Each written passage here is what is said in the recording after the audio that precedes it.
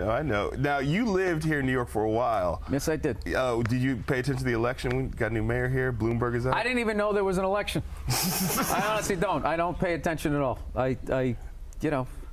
It's funny. Bankers get bonuses of anywhere. The upper echelon get from like 10 million up to 100 million, and the president of the United States makes like 400 grand a year.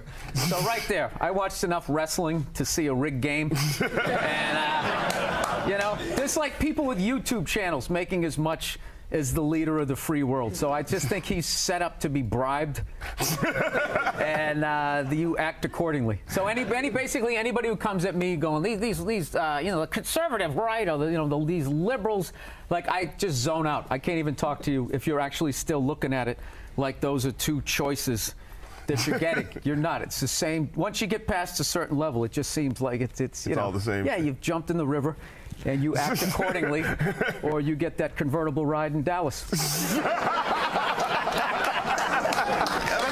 You are a major conspiracy theorist. I'm a realist, though. Yes. Conspiracy theory has gotten a bad name where now it's become synonymous with like moronic thought. Like if you're into conspiracy theory, if you think like the bankers need to be stopped, then you also think the moon is made out of cheese, and you think that there's shifters and like lizard people. You know, they just try to knock it down. It's like this country started with a conspiracy. That's how it came. We won, so they're considered heroes and rebels, you know, whatever, revolutionaries. But if they lost, they would be hanged for conspiring. Yeah. It's not like it spontaneously happened. Yeah. Like all of a sudden everybody just picked up a gun and started shooting at the British. You know, they sat around. They planned it out. They planned it out. Yeah. I'm kind of getting tired of these people. It's funny when you said we won. I'm like, did we really win? But I understand what you're saying. Now, is that African American thing? Yeah. I think cynical, I think that's like just a sort of a widely used term, that if you actually question something that's obviously up, you're considered cynical.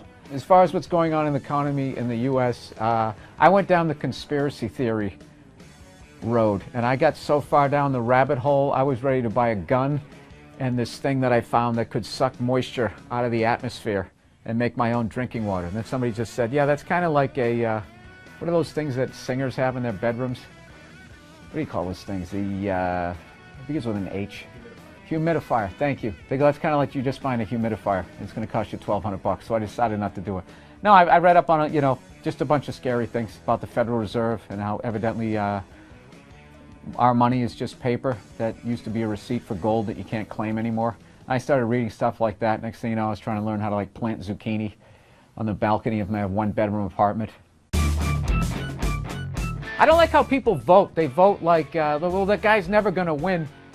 So that's not a good reason to not vote for a guy like that, I feel. I'm not telling you how to vote. I'm not trying to be a dick like that. But like, I will vote for a guy like that because I want to encourage more people, more crazy people to run. We have guys like Ron Paul who are running, who actually say what everybody says in bars, that these corporations are a bunch of corrupt pieces of shit. These bankers need to be regulated. All right, how are you? How's it going? Thank you for coming out of this wonderful evening. I just got back from Southeast Asia doing some stand-up over there. Really cool people. Yeah, wonderful people. Unbelievable level of poverty and stuff. I almost fall off the stage. Makes it hard to complain, though, you know? You see that level of poverty, come back, your throat's all itching and stuff. Probably got Ebola, you know? That would be a good thing to bring that here, you know? Just to kind of thin out the traffic a little bit, right? Why don't they ever just let it burn through one time? Why do we always gotta like jump on it? You ever had one of those selfish thoughts? Like, what if it was a bunch of people who died, nobody you knew or loved, right? And then the next day you just get to tear right through the Lincoln Tunnel at about 5 in the evening, right? The only thing you'd have to suppress is the guilt of not missing those people you didn't know, right? I shouldn't make fun of Ebola. I don't know anything about it. Other than if you get it, you have this unbelievable urge to go to the airport, right? Yeah, I don't know what it is. Nobody gets Ebola, just has the decency to just walk out in the woods by themselves and just bleed out like a gentleman, right? For some reason, you got to go right down to the airport, Can I downgrade to a middle seat?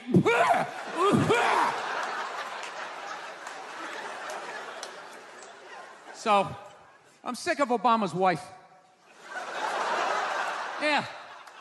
This isn't some Republican rant either. It's just kind of first ladies in general. You know, I don't know what it is. All throughout my life, with each presidency, like these first ladies, they've just gotten more and more like chatty. You know? More and more chiming in, like leaning into the frame, spitting out their ideas. It's just like, well, why are you talking? Right? You weren't elected. Shut up. Your husband's not running a lemonade stand here. He's running the country. You don't just chime in. Let me guess, is this considered sexist? It is? Why? Well, okay, you just nodded there, lady. Let me ask you this, all right?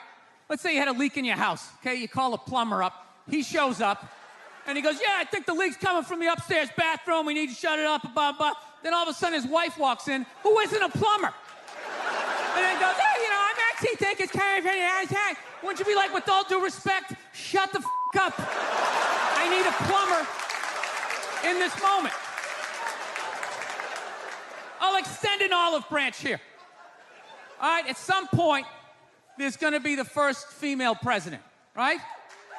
Exactly. Which means at that moment, you're going to have the first male first lady, right? And when that happens, that dude needs to shut his trap. I don't want to hear a word out of him. I want to hear from the president.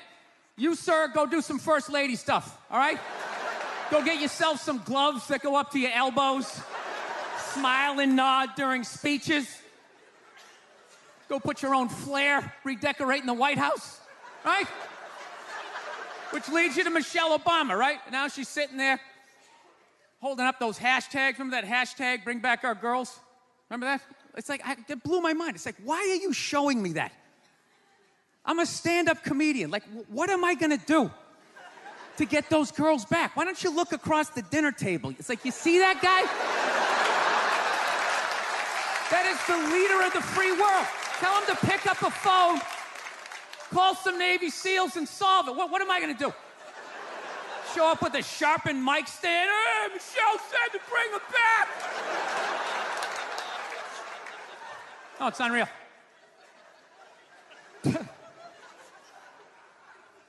I'll tell you what kills me. Hillary Clinton might run. She might run. That blows my mind. I mean, how she became a senator. She went from being the president's wife to being a senator. Just like that. Lateral move. That's like Tom Brady's wife becoming the next quarterback of the Rams. It's like, what, you hanging out? You just pick it up? I sucked at sports, and then I banged Tom Brady, and I don't know what happened. I just picked up a ball. I started lacing it. I'm leading receivers. It was incredible.